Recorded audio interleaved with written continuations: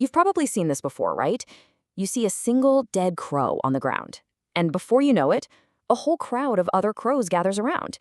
They're all cawing, looking. It's a really strange and kind of mysterious sight. It really makes you stop and wonder, what on earth is going on there? So, what is actually happening in these moments? Is it some kind of bird funeral? Are they mourning a friend they've lost? Well, as we're about to find out, the real reason is way more fascinating and reveals a level of intelligence that is, frankly, kind of genius. All right, so let's start with what we all see with our own eyes. When you stumble upon a scene like this, it's pretty much impossible not to look at it through a human lens, you know? The whole gathering just feels so somber, and it's really easy for us to project our own feelings onto them. I mean, let's be honest, it looks exactly like a funeral. All the crows are gathered together, they're making a lot of noise, and their attention is completely locked on their fallen companion.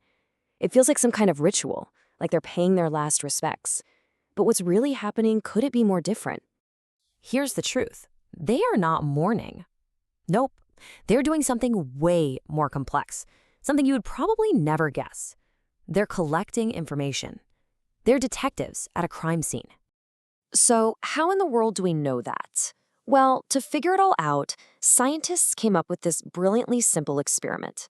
They wanted to test just how smart these birds really are, and to find out what a crow's actually learning when it finds one of its own dead.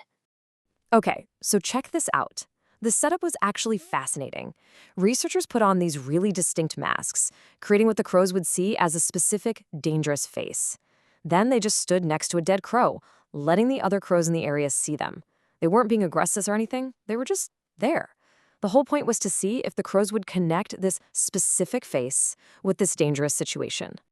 And what they discovered was, well, it was absolutely incredible. The crows weren't just freaking out because a human was nearby. No, they were doing something much, much more specific. They were memorizing. So here's what happened. The crows looked at the researcher in the mask, they looked down at their dead buddy, and they made a critical connection. They filed that specific face away in their memory banks, flagging it as a potential threat.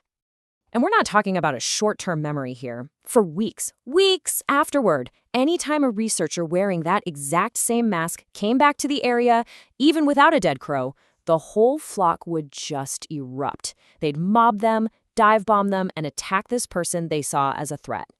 But the most shocking part wasn't even the attack. It was what was happening inside their little bird brains. To really understand this, the scientists had to go deeper and look inside the crow's brains. And what they saw in there, well, it revealed the true nature of what was going on. This is the point where the story goes from just being about animal behavior to something that feels a whole lot more like, actual thinking. This is the most startling discovery of all.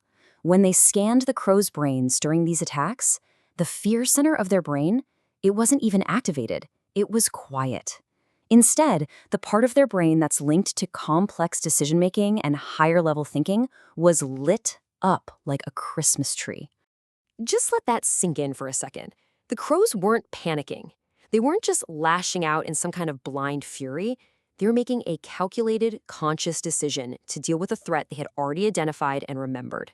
It was a planned, thoughtful response. Okay, so crows can remember faces and plan coordinated attacks.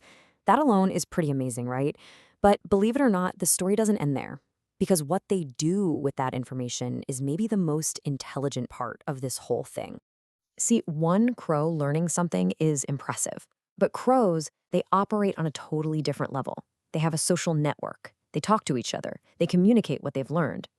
And here's how this incredible hive mind works. The crows, who originally saw the dangerous face near their dead friend, they didn't keep that crucial info to themselves. No way! They shared it with the entire flock.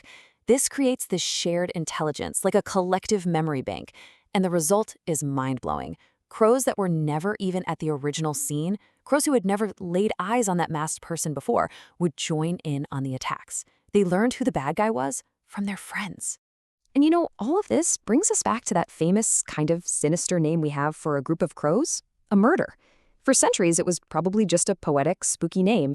But now that we know what we know, that they gather to investigate potential killers, identify them, and then pass that information around to everyone else, That term, a murder of crows, suddenly feels chillingly accurate, doesn't it? So the next time you see a gathering of crows, you'll know. They're not just having a funeral. They're investigating, they're learning, they're communicating. And it just leaves you with this one last thought. If they have this level of social intelligence to solve murders and identify threats, what other secrets are they hiding from us, right in plain sight?